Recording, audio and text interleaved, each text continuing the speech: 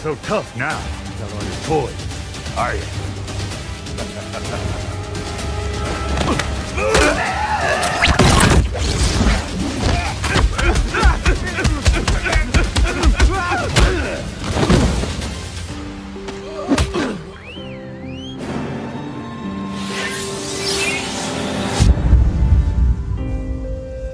Crap.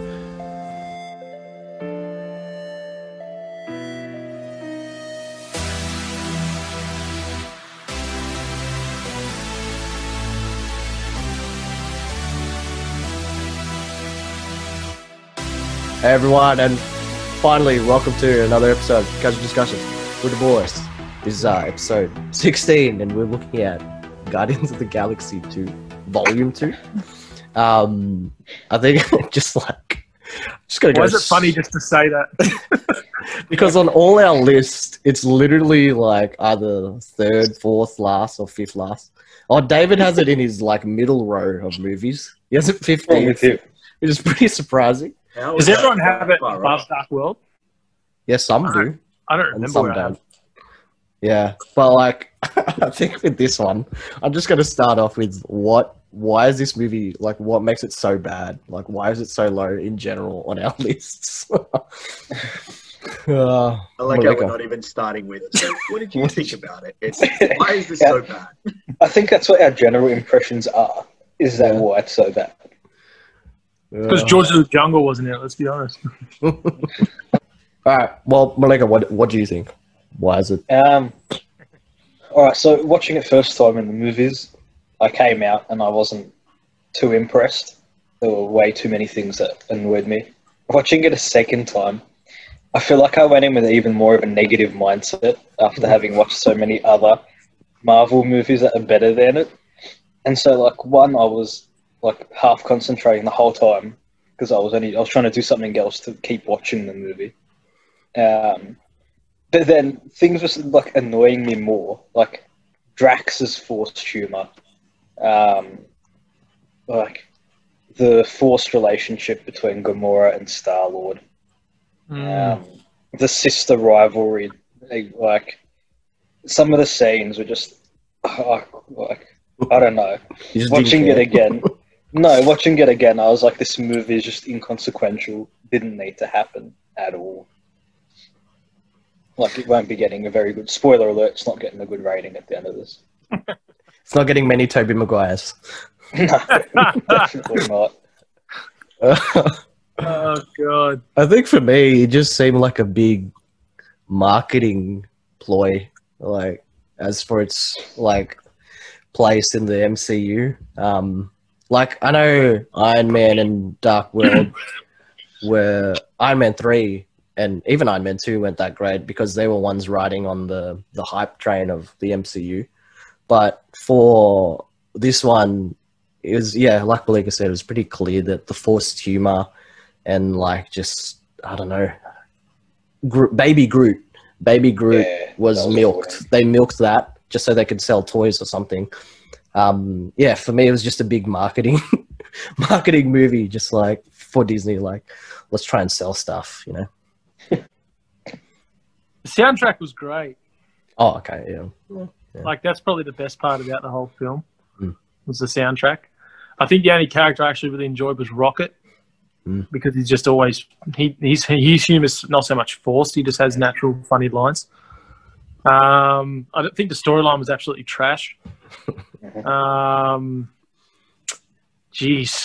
don't like how they turned old mate Whistle Arrow into a real wuss, softy. He was cool, a hard character. I think one of the best actors in the film was Sylvester Stallone at the end. Yeah, he did a great job. Great cameo. He was really good. It's probably my favourite part of the whole film. Yeah. Honestly, it's not the greatest. For me, it's a hit and miss. Definitely for a bit of advertising and a bit of Baby Groot merchandise. But yeah, look, you could literally eliminate this movie from the MCU and have no effect on the movies, in the whole system at all, to be honest. So there's a couple of little, cameos of different characters there, but that's pretty much all it brought was bit of forced humour and anticlimactic scenes. So that's my opinion. Horrible. Mm. But it's a Marvel film, so I watched it again today. Josh. As far as I go, I mean, I think it's kind of hard to add anything else. Like, yeah, felt like a bit of a marketing ploy. It felt very gimmicky. I feel like it was always going to be a bit difficult to live up to the first one because the first one was so good. But in saying that, they had a lot of potential. I don't know, it just felt a bit wasted, to be honest. Like, they've got such good characters there, and there's so much that I feel like they could have done, but I don't know, it just fell flat. For me, this movie, and I said it when it came out, when I first watched it, this movie just felt like a character development movie, but it felt like that was even done poorly. Mm. It just felt like, oh, we're going to really go into, the mind state of every single one of the characters, try to build on it, get you to feel them out a little bit more. But it just, I don't know, it just fell flat. And yeah, I mean, sort of agree with you guys. The forced humor, the sort of overuse of Baby Groot to try and attract. I mean, you didn't need Baby Groot to attract the audience back in. The audience was already there. But yeah, there's not much more I can say. I pretty much echo all of your points, and I think it was a bit. I think overall it just felt a bit boring. Yeah, really. That's the word. And with like the potential villain that they could have used, and sort of what they could have done to set up other villains and stuff for the future. Like, there's a lot they could have done, but I don't know, it just fell flat, I feel. All right, well, that's the podcast. Thanks for listening. Guys. So we're just going to skip straight to the next movie now. But I feel like they use this movie for just to sort of set up, like, they needed to set up that relationship between Gamora and Nebula to suit that. They needed to set up Quill's father and his relationship so they could run little jokes in Infinity War and all that sort of stuff. So they use this movie to make the next movies better. They just use little bits from here, and they didn't really worry about the storyline or what it meant. It's sort of the movie just to fill the gap, I'd say, in my opinion. Yeah, you see that the whole, like, a lot of the relationships, like Gamora and Nebula, and even Quill and Gamora, like, they're all done way better in Infinity War. Yeah. And Endgame, like, it's like, I don't know, they just figured it out well in that one. Whereas in this one, yeah, I don't know. I think, like Josh said, it's just, maybe the delivery was a bit boring. Yeah.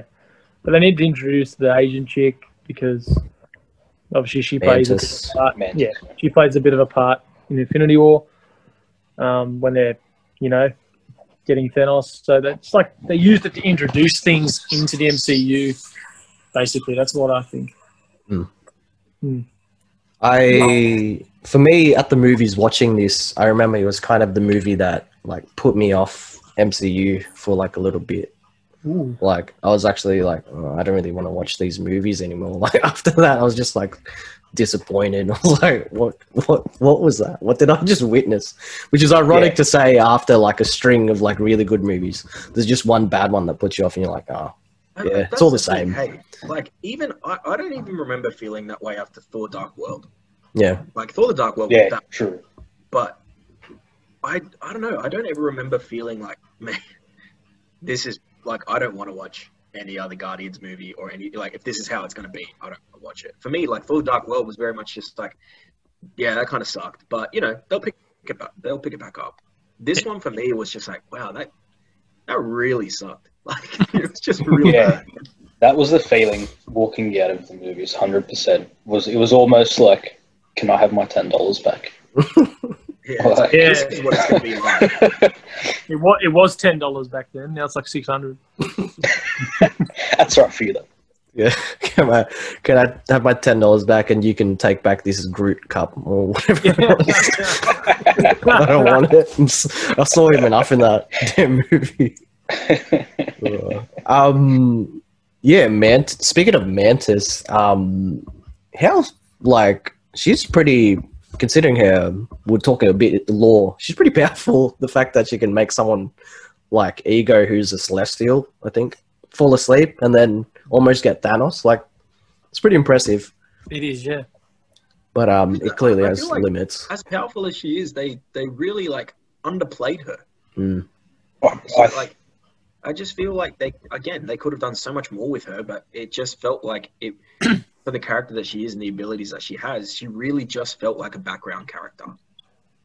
It was probably the fact correct. that she was always, like, majority of her scenes are with Drax, and just his annoyingness in this movie.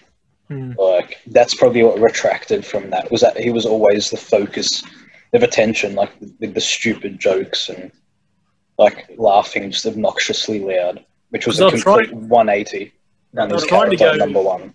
They're trying to get more in depth with his character as well, though, by using her. Like, but like Drax was brilliant in Infinity War. You know what I mean? Great humor in Infinity War. And like, I feel like that's what problem is. The main critique from Guardians 1 was how funny it was. I think they've gone, we just need to focus on being funny and people will respond. But it didn't work because then you missed out on the action and you missed out on the storyline and the character development. So, yeah, well, exactly. They tried too hard. It's like any bad sequel, really. You know what I mean? Yeah. And with Drax, we already knew what his humor was like in number 1. So in number 2, it was kind of the same, but then more forced. Yeah. Like, you found this funny in number 1. We'll just keep doing it. But like, it didn't really. That's exactly what I was going to say. It felt like they almost like took a survey after the movie finished and was like, okay, people like these 3 things. Let's just do all of that. Yeah. In time. Turn the dial up to 1,000. Yeah. Malika, do you know much about Star-Lord's actual origin story? Well, isn't he meant to be, not a huge amount, but didn't they do almost a backflip on themselves? Isn't he meant to be, like, I can't remember if it's a TV, like this movie or in animated or something, where his blaster only unlocks for his genetic sequence, like it's for the planet that he's from. Yeah. I don't remember what it is. I've heard that, yeah. There's stuff like that. And his ego, his dad wasn't as powerful as Ego was, I feel. He wasn't a Celestial. He was just like some commander of some like crazy alien race or something. It was similar, but I don't think it was like where I see this movie had potential was in that story of having Star-Lord's like father as this massive being, and then the whole thing about him like kind of messing up his life and all that. But like, I don't know, it was hard to connect with it in a way. But actually David, so I'll tell you his thoughts, and it kind of like gives some perspective to the jungle. He said that I kind of agree that Chris Pratt was good in this, but his performance brings a gravitas. Not sure what that means, but he actually lost his father in real life. So he was able to connect in a way when he was delivering that kind of emotion.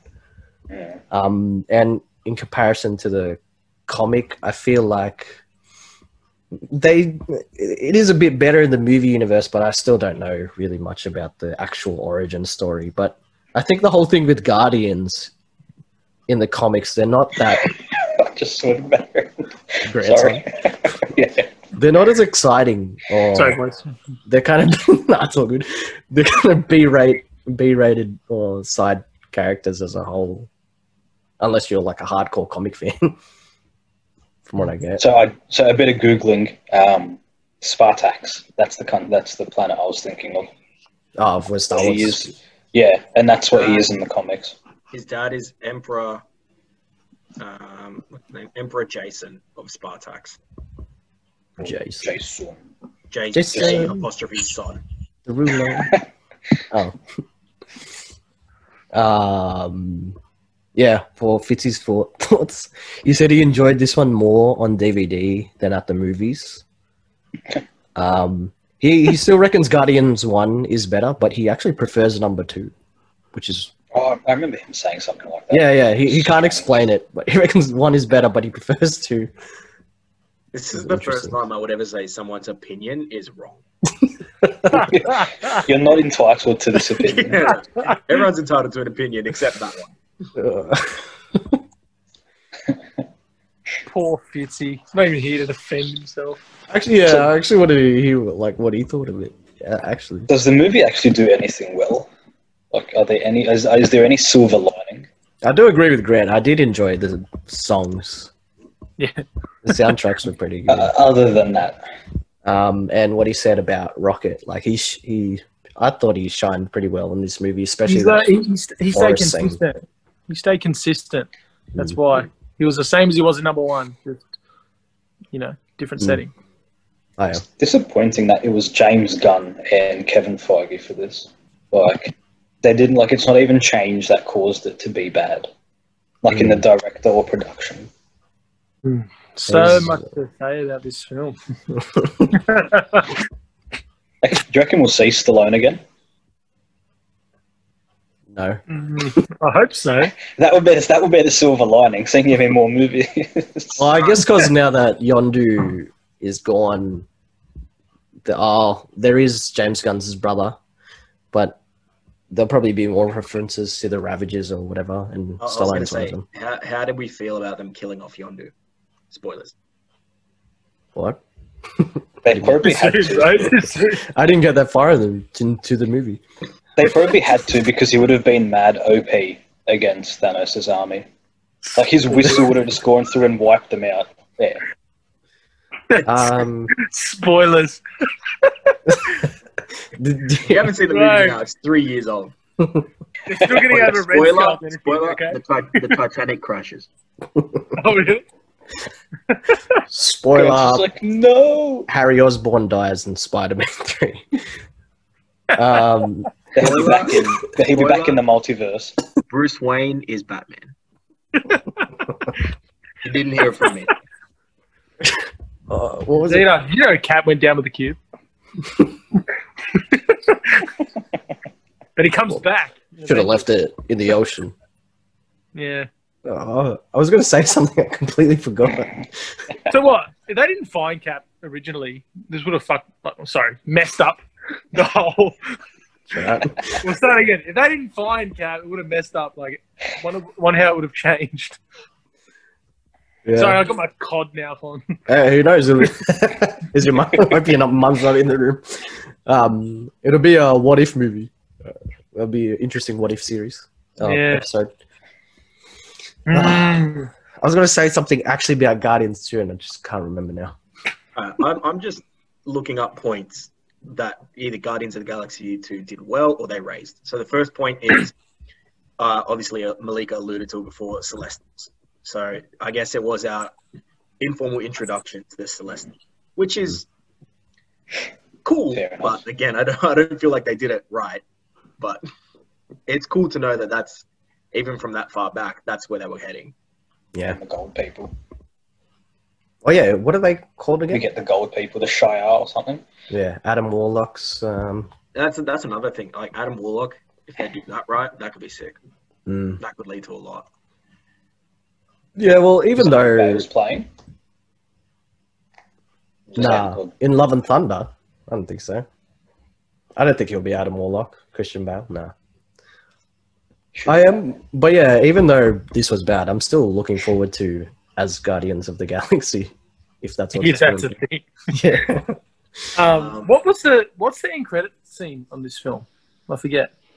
Isn't it when? Is it? Or is there another one? Is it Stan Lee sitting with the people? Yes, it is. Howard the Duck, and then it's Stan Lee talking to the Eternal, the big mind, the head watchers.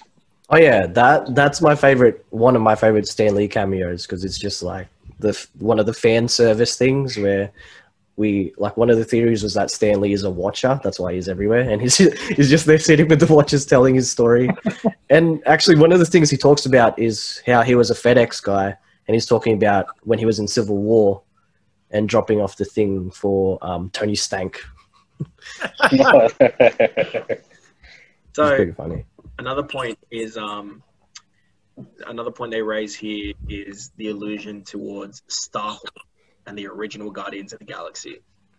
So bringing up Sylvester Stallone, actually, there was a good deal of theorizing around his role in Guardians of the Galaxy 2, and the film finally revealed that he plays Stakar, better known by his comic book alias Starhawk. Starhawk. Starhawk. In the original Guardians of the Galaxy comic series, Starhawk and his team formed the first iteration. So that was Stallone's character. That actually, when we first see Yondu with the in that, is it like a brothel? That It was seems to be something like that. that was surprising to see. Yeah, because like he's putting his pants on, and there's this like robotic android. Oh, I don't know what it was. Some kind Android. Guess they have androids there. some kind of 17. female species of some sort. And yeah, they're all just like they're having a good time. It was a bit. I was like, that was surprising to see in a movie like this. I mean, like if you don't really pay attention, you don't really notice it. Obviously, you noticed. Yeah, well, I was just like, is he had a brother? He forgot he wasn't in Expendables anymore. Yeah. Yeah. Stallone was the only character that needed subtitles. Another cool little thing from the originals. So we know, yeah, you know Taserface? Yeah. So in the comics, his connection to the Earthbound characters is far deeper than them naming him Taserface. So he originated from a primitive planet where he originally discovered a cache of discarded Stark technology. After learning how to use this weaponry for himself, he and his people renamed themselves the Stark. And he was actually unleashed on the galaxy at large. So while he was a joke in the movie, like in the comics, he's actually pretty badass. Yeah, I wonder. cool. Yeah, I wonder if the whole thing in the movie was just making fun of his actual, like, even though he's like this crazy badass character, if it was just because the fact that his name was Taserface. Like it was This just movie has just taken everyone and misused them. yeah, apparently. What did we think of the Ravagers though? And having like, did you guys find that interesting? Like, there's this whole like crew or group of like, I don't know what to call it, like a Ravager.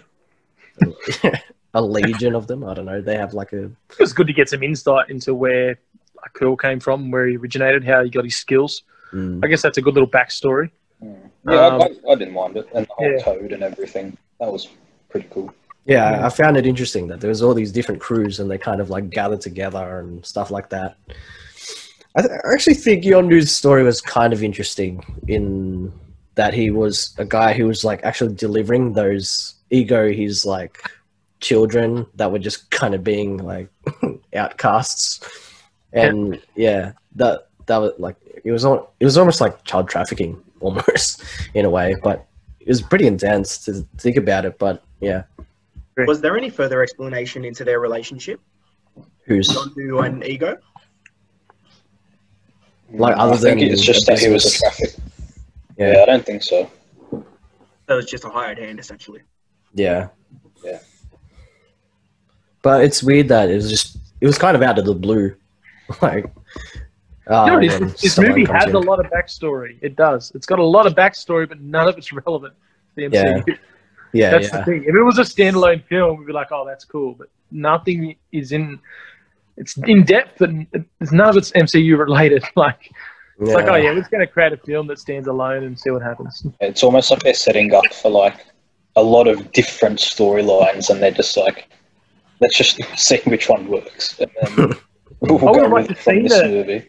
the Yandu spin-off. Like, That's the thing. Like, looking at some of these points, a lot of the things that happen in this movie, this is sort of following on from what Malika said, seem to be just purely setup points.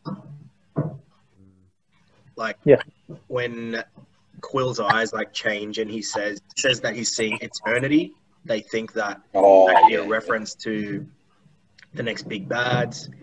The fact that Adam Warlock's in this movie, or they tease Adam Warlock, which could be again that storyline, but then it could also be the coming back of the Infinity Gauntlet. The fact that Jeff Goldblum makes an appearance as Grand Master, like it's just a lot of setup stuff. yeah, For the following movie. exactly. Exactly right. David just said he prefers 2 more because it has more story and character development. Well, you do get a lot of background in a lot of the characters you do, and it does. He's not wrong, but I don't know. I feel like that's That's No, all. I would say. I don't know that I would say there's more story though. It's Character a lot of development. it's a lot of half-finished stories. Yes.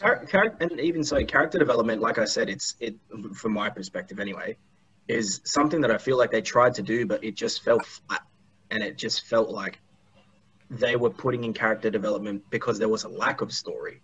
Because I don't feel like there was actually too much. It was just like, oh, cool, let's look more into Quill and what happened in his background.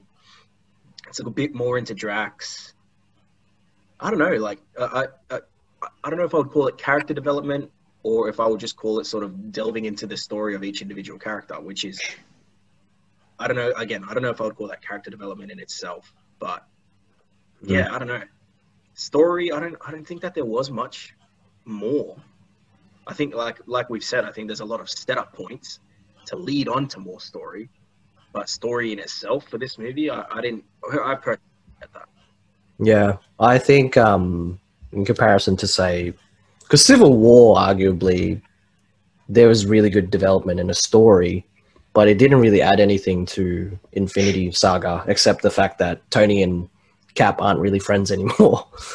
I think what the difference is, we actually care about these two, and in comparison to Guardians, we don't really know that much about them outside of the first movie. Yeah, they've had only one movie for us to like connect with them, so it was hard to connect with any of them and their stories in this one. It was too early for them to bind them, obviously, with the rest of the MCU. So that's, as I said, it's just like they had to fill it up with something just to go, okay, well, they're not going to meet these guys until Infinity War, so we just need to give them some sort of a story and go with it. This might be a bit of a hot take, but did it almost feel like they were trying to force us to care about them? Yeah, By like really Great point. shoving their backstory into our face rather than sort of letting it happen naturally. And the relationships. Yeah, That's it Relationships really felt felt like really forced. we're going to make you care about them. And it's just like, yeah, but I don't want that because now I don't care. yeah, which is a gamble, especially like for comic book characters that aren't really that high rated in comparison to all the the Avengers, basically. But no one made us care about Tony Stark. He was just himself, and you fell in love with him naturally. Yeah. And Captain America's the same. They're all Hulk. Which Guardians of the Galaxy are still fresh. Like you could have held off a bit on trying to develop them so much and then just develop them naturally in the movies that come. Yeah. You know what I mean? Yeah. I got more moved by Rocket Raccoon's development than anyone else in the movie, to be honest. That's Yeah. fair to say. I agree with that. Yeah, He's a genetically engineered raccoon. He's not a person. Yeah. But Quill also tells him to like wake up to yourself. Basically, you're pissing everyone off, and that hits him pretty hard. Like, yeah, that's probably the only like bit I could actually connect it to. Maybe that's why they kept him in Endgame. Everyone off. Yeah. Screw you, bro. Relatable content. Yeah. Check yourself, all right? My mom said that to me before. But yeah, like maybe that's why in Endgame he was one of the only Guardians that wasn't snapped, because maybe he was popular in that sense. That's true. I think Josh said it before when Yondu, because David said he said it time and again. Yondu's funeral was way too long. He just didn't care. Yeah. I think at the time I remember thinking when the funeral was happening, I was like, oh, this is actually kind of sad, like to see him go. I mean, because like he finally like what's his name? Quill and him kind of like finally like connected properly. Like now that Quill knows the truth and Yondu's kind of admitted what he's done and he's trying to make amends. Again, it could have been a forced like connection that they were trying to do, but I still found it a bit sad when he died and they had the whole funeral for him. I found it sad when he called himself Mary Poppins. No. Yeah, let's be Mary honest, Poppins, yo. That's a big stretch. Like, come on, man. Like, as far as humor goes, that's a big push. Yeah, but anyway, that's fine. We'll leave that one there. I just feel at this point I feel like David's full of hot takes. So Yeah. I don't know, he's got a bag full of stuff. I personally didn't mind the whole Yondu thing. I felt like I was kind of sad that they killed him off because I actually really started to like him. I sort of agree with Malik. Like, he would have been pretty OP. Like, I don't know. It just felt like, oh, what can we do to make this movie more emotional? Let's kill off a character they really like. He had one of the most powerful and effective weapons too. Could have been very, very useful in different. Like if they had a spin-off of him, that would have been sick. Yeah, him and Rocket actually did have like probably the best scenes in this movie. Like there was the one with Rocket in the forest, taking on all the Ravagers, and then in the prison. That bit was actually that is the silver lining. I actually found that entertaining. Yeah, like when he was just blowing them all up as they're running in. It was like it was like a hack and slash game or something. Like it was just funny to watch. Well, the song that was playing too was just like appropriate. I don't know, it was great. Yeah, I think it was it's called Southern Nights. It's yeah. Southern. Yeah, like Dude. I was actually listening to the Guardians soundtrack at work, and I was just like getting prepped because it's the only thing I want to do to prep is just listen to the soundtrack. The songs. It's the only good parts of it. Well, someone said today, I think it was Josh, goes, "Oh, I better watch the movie," and I was like, "Nah, no, I don't have time in my life." Dude, I tried.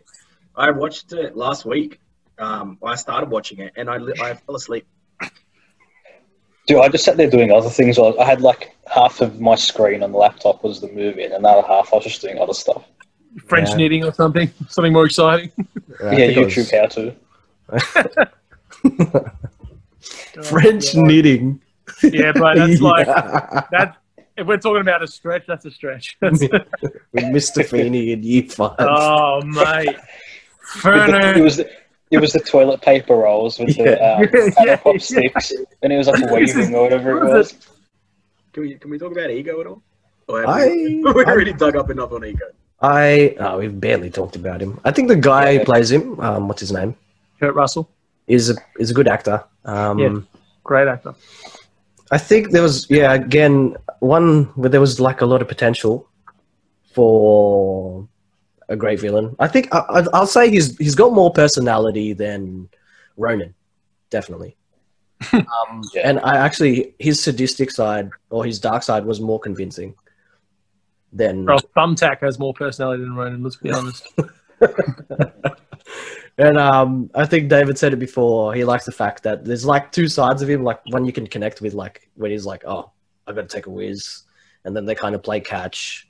But then there's that other side where you see that he's just like kind of planted his seed across all these worlds, and then killed off these kids because none of them were good enough.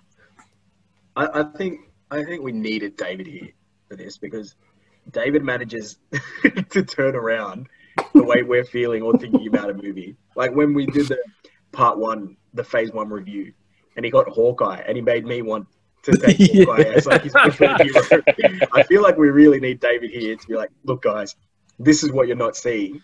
This is the best movie out of all of them, actually. And I'll be like, you're right. To be honest, I'd put Endgame at the bottom of my list, and this goes number 1. You made me want to travel to Rio de Janeiro. Let's be honest. It was a waste of a celestial. That's a good point. We need a bit of a Davide injection. A huge waste of a celestial, I think. And his weakness is pretty much the same as the Death Star. Okay.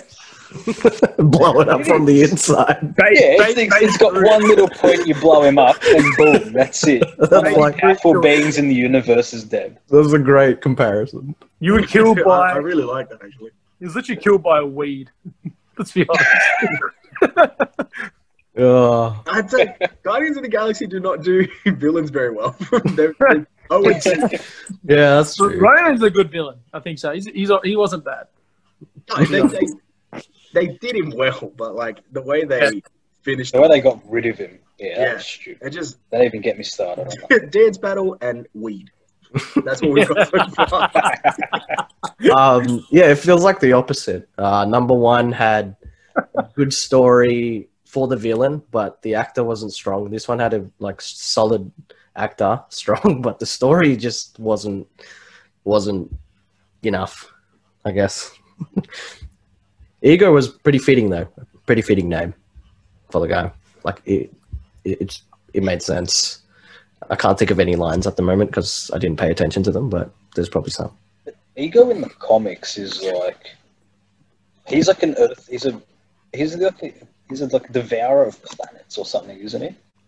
Like he's super strong. That sounds like Galactus, but I wouldn't be surprised as a Celestial. He's a living planet. Oh, we first see him in a Thor comic, Thor 132. That's interesting. Oh, Is it wow. just Ego's mad old. He was first introduced in 1966. in the comic lore? Yeah. What a waste of like one of your oldest characters. It's interesting how they mixed it together though into Made him go around banging all these women. You la And so pina literally- coladas. Looking up 19 fun facts about Guardians of the Galaxy 2. The first one.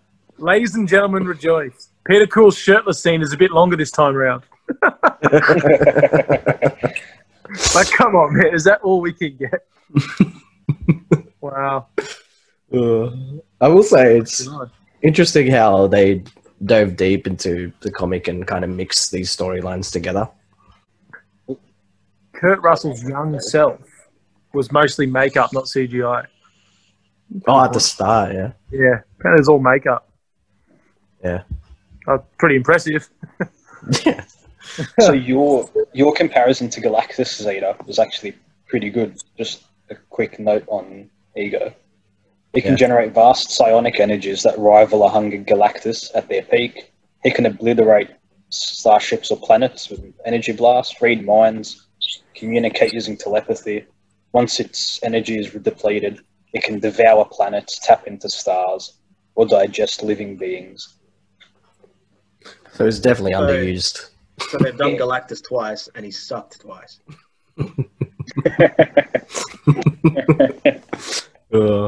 Shout out Fantastic Four.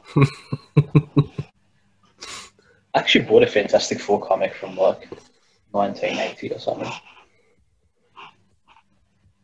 I'm really trying to like look up points. What is there to talk about this film that sort of has any relevance either to the wider universe or even in its own movie itself? Did they go to nowhere in this film? Yeah. Did they? Yeah. I just read what nowhere is. It's a severed head of a celestial. Isn't that? Yeah, it is. That's when they go and rocket. And sorry, what's his name? Drax calls. No, sorry. Is this movie? No, that was the first one. Maybe not then. It was only the Yeah, first that's one the first one, isn't it? where Drax calls out Ronan Yeah, sorry, I am getting. and gets wrecked. Yeah. Hey, in order to capture a big screen version of Rocket, James Gunn brought in a real raccoon named Oreo. That's the best. Another Like the marketing best part about this film. ploy. Its name's Oreo. It's actually kind of crazy. You look up like, just Googling. You look up best parts of Guardians of the Galaxy 2 or hidden Easter eggs Guardians of the Galaxy 2 or how it refers to like the wider universe. And literally one of the points I've got in front of here is one of the best parts from Guardians of the Galaxy 2. Yondu is Mary Poppins, y'all. Oh, yeah. Drax makes us cry. Rocket shows his softer side. Baby Groot brings us things. This was a pretty bad movie, wasn't it? It's still got 85% on Rotten Tomatoes. Yeah. Wow. And the audience score is 87. What the heck? Yeah, Again, Yeah. people are incorrect. Yeah. wrong. Call red flag. Oh, well, I found out Jason Momoa was meant to play Drax, but he dropped out. Yeah. And Can't remember which one talked about that. apparently this film has the highest body count in any film ever. 83,000. What about Infinity War? Yeah, right? The opening scene was cool. I don't know if Chance would have liked it because I know Chance is a bit against having all of them together in one space at the same time. But I think the opening scene was pretty cool, fighting that big squid thing.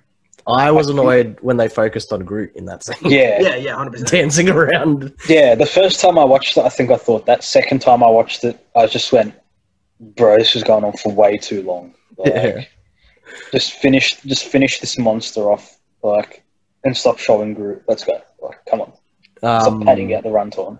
But yeah, I agree that opening scene is good. Again, it just shows how well, as strategists, Star-Lord and Rocket are for the Guardians in general. I'd say Rocket more. Who was that gold? Yesha? Yeah, Star-Lord was focused on his dad. Yeah, Ayesha. The the tall, gold ones. the really tall. There's a bit of sexual tension there between her and Quill I feel like Yeah. in that Gamora, opening scene. We could probably, Yeah. Gamora was still underused. yes. She was still underused. They, yeah, I get that they wanted to build her relationship with Nebula and do the whole Quill thing, but even so, like, it really just felt like she was, I don't know, she was just sort of there. To me, it reminded me of like Megan Fox in Transformers 2, right? Not the acting, okay. Where you have like Megan Fox asking these like big questions in Transformers 2 just to make her relevant. Just to make her relevant. It's just Yeah. I mean, you have to give her a line, I guess. We're paying her. Yeah, and then Gamora in this, because the theme was all about family and stuff, so I've noticed in this movie, it felt like they gave her a lot of these lines for her to like stay relevant in the movie where she didn't play much. And then the parts where she did play much was with her and Nebula, but that was done better in Infinity War. This movie is something else. I know, but like thinking about it now, I'm just like, man, Thor: Dark World was bad, but this is pretty bad. This is a pretty bad movie. I'm Yeah, at least reading. it contributed to the greater MCU, like, somehow. This like, really doesn't that much. I feel like what Grant said at the beginning is something. You probably could have taken this movie out, and nothing would have changed. If you just went straight to their scene in Infinity War, that could have been number 2. I Well, I was thinking like, what was it because like in number 1 they were trying to show why Star-Lord could hold on to the thing for a while, and then you find out, oh, it's because he's half Celestial. But you find that out in number 1. yeah. I mean, maybe they wanted Like, us.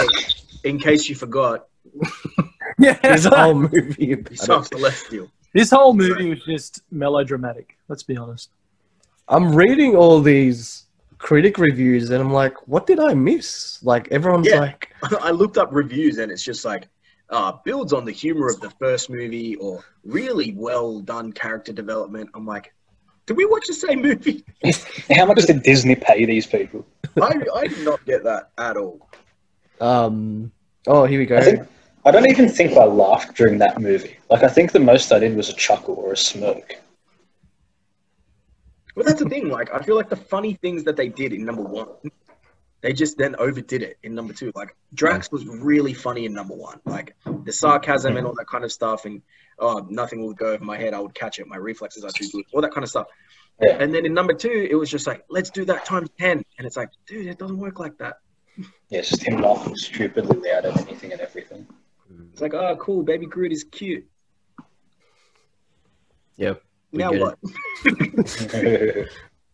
Oh, David just Rocket's an angry raccoon. sent a the good one. Shouldn't he be working? Yeah. All right, first one. Hold on, guys. I'll serve you in a second. Just Alright. point to the board. The boys are doing their podcast.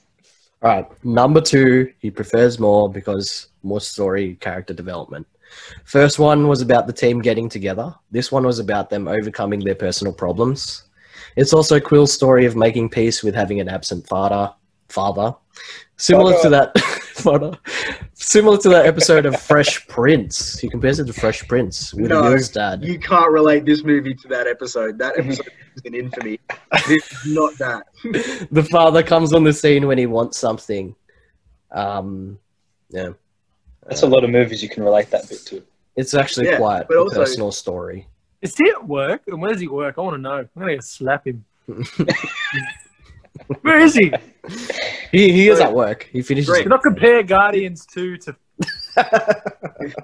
That emotional scene that made everyone cry, that one Fresh Prince scene where Will Smith breaks down in expert fashion and talks about his dad and draws on apparently real life experience, and you're going to relate that to Guardians 2. His words, not mine. 80s hair done celestial weirdo. No worries. Oh my god! You know what? That is Star-Lord's whole shtick. I did read somewhere. This is the most silly little fun fact Easter egg thing. You know how Drax is watching Groot dance at the end, and then like every time he looks at him, he pauses. Yeah, that's because they know Drax hates dancing. oh, yeah. From number one. I thought that was kind of cool. Little things like that. But that's like those little things just can't make up for the rest of the amazing film. I did find it kind of funny where Drax did still have moments like where he talks about how his parents it wasn't all bad. His parents conceived him, and then also how the reason he was attracted to his wife because she doesn't dance. And he's like, you need someone who's a loser or something, or like has no self-confidence and dances to Star-Lord. Yeah, I just felt like this movie is slow. Slow is a word. It just felt very slow. Yeah. And I don't know if it's because we'd had all the other movies that were I wouldn't even say fast paced. They were just well paced.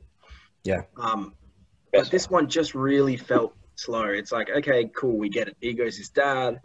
We know he wants something, and then they make us sit through however many hours this movie was to finally get to the end and be like, oh yeah, cool, this is what he wants. And then they kill him. Resolved real quick. And Baby Groot runs a C4 through the middle of the thing and blows him up. Awesome. It's like putting a C4 on a drone in Call of Duty and blowing a squad up. That's all it was. That's still Malika's comparison to the Death Star is pretty good too. Wait, I gotta head off, so I'm gonna give you my rating then. Oh, we might as well. Like, Yeah, we're there probably ready for it. much feel like we're more? grasping at straws here, We're trying so hard. All We're right. stressing. Closing thoughts and Tobey Maguire rating. When Zeta at the beginning said that's the podcast, that could have been the podcast. That could have been it. It's not even casual discussion, it's just like a couple of points with the boys. For anyone who has stuck around, promise the next episode won't take as long to get to because we'll actually want to do it. So, Like, Watch the previous content, please. if I make the trailer for this, it'll probably cover everything we talk about in 2 probably minutes. just watch the minute 30 trailer Zeta makes and you'll be fine. Actually, boys, real possibility that we could do one almost grouped in person. Because I am aiming to cross borders maybe mid-December. It'd be cool to do like in one of the Infinity War or something together. Yeah. So We have to align with person. Josh as well, though. I'll be down there ideally mid-December as well. Oh, hey. Casual discussions assemble. Brilliant. Yeah, and we'll all have steins in our hands. Yeah. Oh, yeah, Jans did say we do want to do one drunk or drinking or something. I don't know. Please. I actually, you know what? Definitely that one. I Definitely. actually went out. Yeah. I'll get you a beer. You'll be sweet. I went out and bought a couple of Canadian clubs because I was like, yeah, we're going to do this and it's going to be like, this is going to be an episode where all the boys are going to have like beer in their hand. And then I started watching the movie and I'm like, no, this isn't the one. This is not the one. No, you got to This get one drunk. isn't the one. You got to get drunk to watch this. That's the difference. I don't know if that'll help, to be honest. Anyway, get back to it. Grant. Yeah, so ratings. Tobey Maguire's. Are we even going to do a closing? Like, do we even need to do a closing thoughts? Okay, Uh, the closing thoughts are this movie could have been. Look, I can't even say it could have been better. I just don't think this movie needed to exist. But it is an MCU film. It does have some good parts. It was, I guess, I remember when I first watched it. It was funny for a little bit, but this one's. I don't know where I put this on my rating or whatever, but yeah, I'm going to give it like I'm going to give it a 4. Yeah. Damn. That's rough. I don't care. Guys. I don't care. All right, Malika.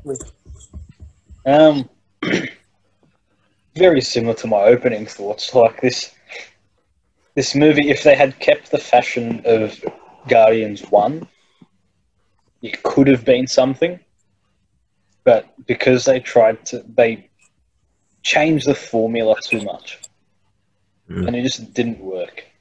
Like, you've got a strong cast, but you just did things wrong. I'll give it... Look, I don't like any of the MCU movies to fail, so I'm just going to give it a dead flat 5 Tobey Maguires out of 10. All right, Josh. I don't have much else to say. How many Tobey Maguires? This gets as much as I don't want this movie to fail, I've got to give it like a 4.5 Tobey Maguires out of 10. I think for me, I like David. There's a point. There is character development. There is a bit of story, but it doesn't hit the same. And for a movie to put me off the MCU train, that takes a lot. So, and Zeta, admittedly, I would say is probably Zeta and Malika are probably the biggest like MCU heads in this whole group. I try to like Zeta. Zeta to be thrown off, that's a big call. I try to like these movies. So I think maybe it's just it had potential. It's just it didn't connect us well enough towards probably good character development and story. Like, it was there, but it just didn't let us connect in a proper way. Yeah, Tobey Maguire's 4.9. Just shy. Join the 4 club. Good boy. That's the thing, and it's just like, because we talk about, it had some things, and I'm like, yeah, that's where my 4.5 comes from. The things that it did have, that's where 4.5. It's lacking 5.5. You know what? I gave it a 4 because it has 4 good scenes. That's it. I go 4.9 because it has 4.9 minutes of good, good quality stuff. Good dialogue. All right. Follow our socials, Facebook, Instagram. Get posted there. Hope you enjoyed this episode. Snapchat, OnlyFans, Patreon, whatever you want to do. Get ready for an actual good episode next time. Yeah. Oh, what is that? And look forward to one, hopefully all of us together. Oh yeah, actually, Yeah. What's the next one? What's the next? Is it Black Panther? Spider-Man? Oh, Spider-Man. Spider-Man or Panther? I think it's Spider-Man. Oh, to do Black Panther all together would be awesome. Not gonna lie. Yeah. Check out our MySpace too. Friendstar. Yeah, all that. LinkedIn. Contact Zeta on his MSN. Put us in your top 8. Yeah. Yeah. Thanks for watching. Ring. Check us out on Bieber.